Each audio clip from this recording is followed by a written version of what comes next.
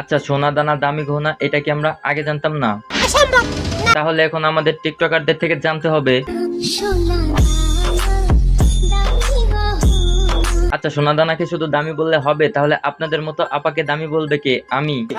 একদম ধরে শালা। মোশাররফ ভাই গালি দেন না, একটা সুখবর রয়েছে আপনাদের জন্য। কি সুখবর আছে বলেন দি আপনি একটু। সুখবর হলো যে একটা গান খুবই ফেমাস হয়েছে, সোনা দানা দামি গহনা।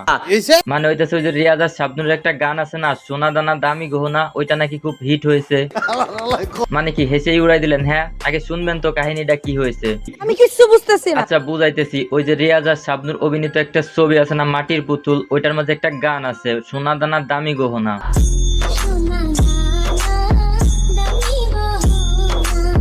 এই গানটার কথাই বলতেছিলাম। টিকটকে ঢুইকা দেখলাম গানটা সেই লেভেলে চলতেছে, বলতে পারেন ট্রেন্ডিং এর মায়ের বাপ করে সাইডে দিছে।